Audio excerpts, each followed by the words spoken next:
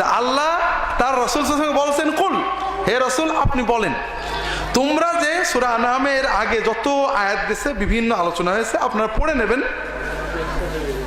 তাআলাউ আতলু মা হাররামা রাব্বুকুম আলাইকুম, তোমরা শোনো, আমার কাছে এসো, আমি পড়ে পড়ে বলে দিচ্ছি তোমাদের রব কি শরীয়ত দিয়েছেন, কি কি জিনিস তোমাদের হারাম করেছেন বা ফরজ করেছেন, জেনে নাও। আল্লাহ তুশরিকু বিহি শাইআ, প্রথম হলো তোমরা আল্লাহর সাথে কোনো শিরিক করবে না। এক নম্বর কি?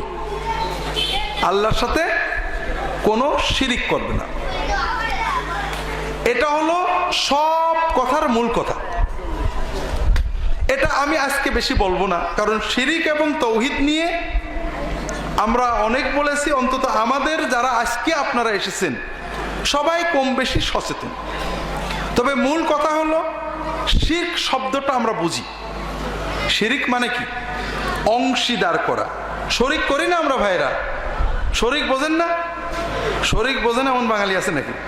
হ্যাঁ, তা আল্লাহর সাথে আমাদের দুটো সম্পর্ক আছে।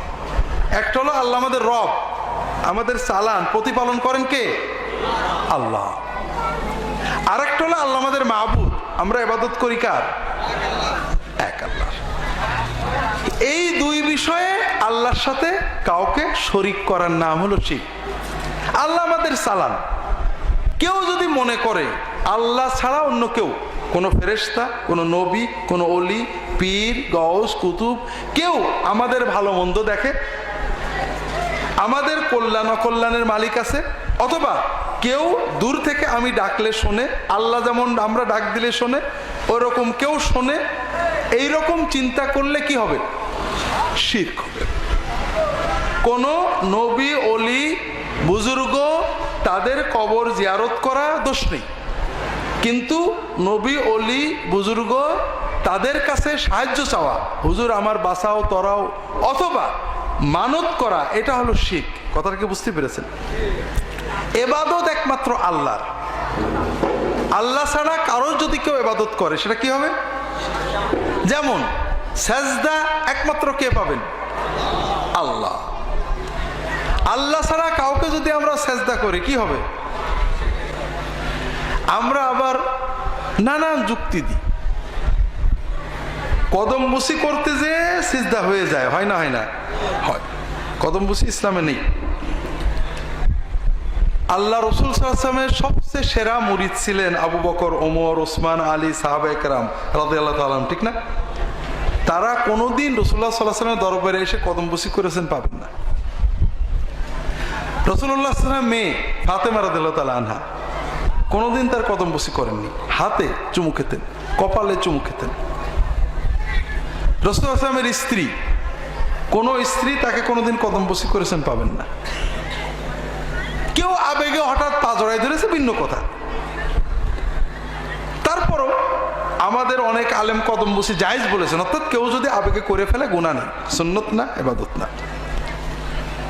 কদম বুসির নামে একেবারে আধা সেজদা হয়ে যায়, রুকু হয়ে যায়, হয় না? হয়। অনেকে বলে এটা তো সেজদা না, রুকু হলো। আর আল্লাহ রাসূল সাল্লাল্লাহু আলাইহি ওয়াসাল্লাম কি বললেন? সাহাবারা প্রশ্ন করছেন, আয়ানহানি বা'দুনা লিবা'দ, আমরা যখন একে অপরের দেখা হয় আমরা কি একটু মাথাটা ঝুঁকাবো? ঝুঁকাই না? আধুনিক জামানায় ইউরোপে, আমেরিকায়, জাপানে যখন একজন একজন দেখা হয় কি করে? হ্যাঁ, কি করে? নড করে। কি করে? মাথা ঝুঁকায়, বাউ করে। আল্লাহ রাসূল বলেন না, এটা করতে পারবে না। যেখানে রাসূলুল্লাহ সাল্লাল্লাহু আলাইহি ওয়াসাল্লাম মাথাটা ঝুঁকাতে নিষেধ করলেন, আপনি রুকু করে ফেললেন কোন আইনে? এই জন্য এইভাবে ব্যাখ্যা করে করেই শিরক আসে। এটা আমাদের আজকের না। শিরক বিষয়টা আমরা বিস্তারিত বলেছি, আপনারা পড়বেন। তাহলে আল্লাহ তাআলা শরীয়তের 10টা জিনিসের প্রথম বিষয় কি? শিরক মুক্ত ইবাদত। তুমি এক আল্লাহর ইবাদত করবে, শিরক করবে না। আল্লাহ কোরআন কারীমে এই কথাটা বারবার বারবার বলেছেন, উবুদুল্লাহ ওয়া লা তুশরিকু বিহি শাইআ। আল্লাহর ইবাদত করো, শিরক করো না, শিরক করো না, শিরক করো না। শিরকের চেয়ে মহাপতন আর কিছু নেই, আর তাওহীদের চেয়ে বড় জিনিস আর নেই। আল্লাহ রসুল সাল্লাল্লাহু আলাইহি ওয়াসাল্লাম বলছেন, আল্লাহ তাআলা বলেছেন, ইয়াবনা আদম লাউ আতাইতানি বিকুরাবিল আরদি খাতায়া সুম্মা লাকিতানি লা তুশরিকু বি শাইয়া লা আতাইতুকা বিকুরাবিহা মাগফিরা।